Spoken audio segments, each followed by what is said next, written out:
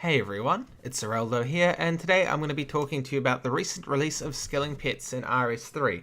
This video is going to be in two parts. The first part, I'm going to be talking about how you get them and sort of the basics surrounding them. So if you need the information, you can get that here. The second part is a discussion about how these skilling pets are likely to affect the game and how people play and approach the game in regards to these skilling pets. While I'm talking, I'm also going to be sitting here doing divination and trying my luck at a shot at the divination skilling pet. In my personal opinion, it's the best looking one. It looks absolutely gorgeous because it's a wisp sort of like this, but multicolored, and the bloom effects just look great. So I really want that. So to start off, what is a skilling pet? A skilling pet is a pet you can earn from doing any of the skills in game that are non-combat. So that excludes attack, strength, defense, range, prayer, magic, constitution, and summoning. Funnily enough, Slayer does have a skilling pet. So when you're doing Slayer, you will have a chance of earning it.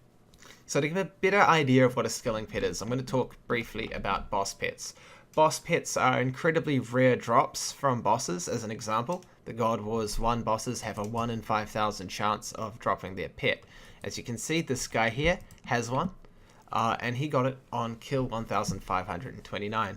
When you examine a boss pet, it tells you how many kills that person has. When you examine a skilling pet, it tells you what experience the person has. Now, that doesn't tell you what experience they got it at, or how many kills they got. It just tells you what they currently have. So bear that in mind. Now, 1 in 5,000 is a pretty low drop rate, but it has a threshold system, meaning that after a certain amount of kills, your drop rate gets increased. And that's quite nice because it's not gift wrapping you a pet and saying, here you go, it's yours now because you've done 1,000 kills, but it is saying, you've done 1,000 kills. Here's a reward for your effort. So God Wars 1, it's a 1 in 5,000 chance with a threshold of 1,000. That means that at 1,000 kills, your chance to get the pet is no longer 1 in 5,000, but 2 in 5,000. And then after 2,000 total kills, it becomes 3 in 5,000, etc. For skilling pets, this works a bit differently. Your chances go up based on your level. So someone who's level 99 is going to have a much better chance than someone who's level 1. So each level up increases your chance. Now this actually includes virtual levels. If you are virtual level 101, you've got a higher chance of a higher chance than someone who has level 99. That goes all the way to 120. Then after that, there's one final threshold at 200 mil. So if you have 200 mil experience in a skill, you have the greatest chance of obtaining one of these skill pets. As a general rule, the higher level or more experience you earn from an action. So for me, I'm doing the highest level divination wisps. You know, that gives you the greatest chance. So do higher level stuff that gives more experience per action, and that will maximize your chances. There are a few things that don't count. D&Ds don't count, so distractions and diversions, that sort of stuff. Protean packs and protean resources don't count. So check the wiki if you're uncertain about whether what you're doing counts. But the general rule is if you can earn a strange rock from it, you can probably earn a skilling pet from it. Jagex has gone on record saying 95% of skilling actions in the game can potentially award you a skilling pet. Now, I want to just say skilling pets are luck based, or RNG, which stands for random number generator based. So, meaning there are people with 200 mil experience that have been going at it for days, spending millions of gold to try and get the skilling pets and don't have it. But there are also people with 2 million experience that do have their pets. So it's luck, and my recommendation is not to go in trying to get them unless you're 200 mil everything, in which case, of course, you're going to try and get them. But just be aware, it is luck, it is prestige. So how it works is that when you get a skilling pet, you get one in your inventory. There's a server-wide announcement down here. You'll probably know, and even if you don't notice, you'll see something odd in your inventory later, or you'll notice everyone messaging you and going crazy if you've got a lot of friends, so if you're in a clan. Once you've got it, there's a couple of things you can do. You can use it as just a follower, so just little follower that looks cool, or you can use it as a familiar override, like what I'm doing. This is a Nightmare Whisper to aid me in my divination, but I've got the Ace Eagle from Hunter. I got my Ace Eagle at level 106 Hunter, and I've gone on to get that to 107. I'd only just ticked over to 106 when I did get it. So that's basically what they are and how they work. Now, on to the sort of discussion and speculation about how this is going to change the way some people play. I think this is mostly going to affect the people who have recently maxed and are working towards their 120s, or people that have a couple of 120s and are working towards their 120s. Now, I want to explain. The scaling pets, as I've said, are luck-based. You've got a chance. It's a random numbered generation that determines whether you get it or not. It's not a fixed goal. As an example of a fixed goal is a skill cape. You know that you need 13.2 mil experience, more or less, to get your skill cape, your cape of accomplishment. Likewise with the 120 master capes, you know you need 104 million experience to get it. So you look up on the wiki, you more or less know what the time and effort commitment is. You're not going to get to 106 mil experience and not have your 120 cape. You're not going to get to 14 mil experience and not have your 99. It's just fixed, you know. But the skilling pets, because they're random,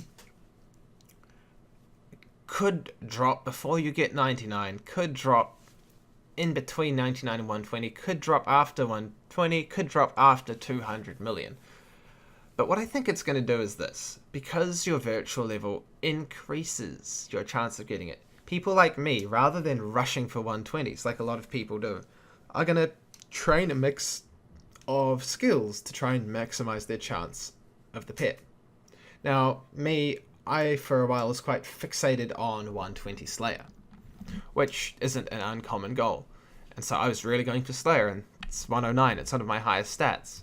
Following that, in addition to that, I wanted magic, and I was using magic to train my Slayer. I've gone off that now for other reasons, but it's still something I intend to do. But I think that people will go, oh, actually, I want that chance of a pet, and so they're more likely to mix things up. So they might do one level in agility, although probably not, since agility is not a particularly fun skill to train. But they might do a cooking level, then a fire making level, then a construction level, then a rune crafting level, then a summoning doesn't at ward pets, a crafting level. You get the idea. They'll mix and match. They'll decide they'll be pet focused instead of cape focused, and so you don't want to be training the same thing day in and day out, not knowing whether you'll get it or not. And so you mix things up. It'll vary playstyle. So I think there'll be a shift of people going for pets over 120 capes and focusing on their minimum level. For example, that's sort of what I've been doing. I've been getting all my sort of stats to trying to get them to 101. I've just got rune crafting left, because I know that on the odd chance that I am training these skills, even for 10 minutes, that's going to sort of increase my chance, because I know it's random. When I got my hunter pet, I wasn't sitting there. I was capturing turtles on my uncharted island. I wasn't sitting there going, oh, I'm here because I want the skilling pet. I was just there for Eastern Land gameplay, and then I got it. So that's how I think a lot of people are going to earn it, not even going for it, just getting it out of nowhere.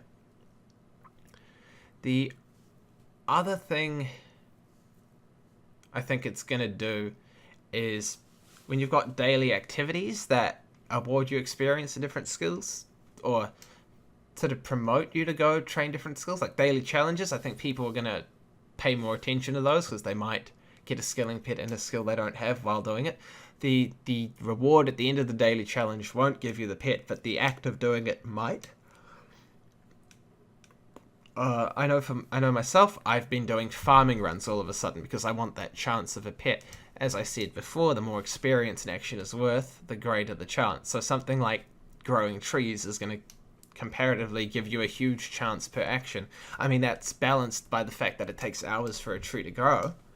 But, you know, people are going to be like, well, if I just grow my trees and come back in a few hours, that gives me a pretty big chance, and I don't have to spend much time doing it. So since then, I've been doing lots of herb runs, and I'm pretty sure a lot of other people have been doing a lot of herb runs since. But there's lots of other small things. People might go, oh, well, maybe I'll just mine my crystal flasks and my sandstone flasks, because that'll give me a chance at mining and crafting. Take a few minutes of my day, but every day I'll have a small chance of getting my skill pet. The Wicked Hood, if I just do a little bit of rune crafting, I can make a few runes, sell them for a bit of money, but have that chance at a pet. I think it's going to make people diversify their gameplay a lot more, rather than focus on their 120s. So I think that's the real major one. There's also going to be the people who are going to be pet collectors, and this sort of ties in well because it covers a piece of information I forgot. If you get 5 skilling pets, you get the Jack of Trades title, and if you get all 19 skilling pets, you get the Jack of All Trades title. So Jack of Trades for 5, Jack of All Trades for 19. I think, and the other thing is, there's going to be this perceived rarity around the pets, because, as I said before, the 120 is a fixed goal. You know exactly what that entails. But not everyone is going to have the ability to get all the skilling pets. Or not everyone's going to be as lucky. Some people are going to be luckier than others. And so to get all the skilling pets shows that you've been dedicated enough to fight against strange statistics and odds. Yeah. Personally, I'm not really going for skilling pets at the moment. I would prefer 120s and 120 capes, but that could potentially be because I don't have any 120s except for the 2 that naturally go up to 120, and a lot of people have those. So I hope you enjoyed the video. I think I'm going to leave it here. As you can see, I didn't get my divination pet, which is sort of a shame. I hope you enjoyed the discussion. I'm going to be doing more discussion type videos like this, maybe some new stuff, but hopefully just more fun videos, try out some different ideas. So if you enjoyed the video, give it a like and subscribe, and I'll see you next time.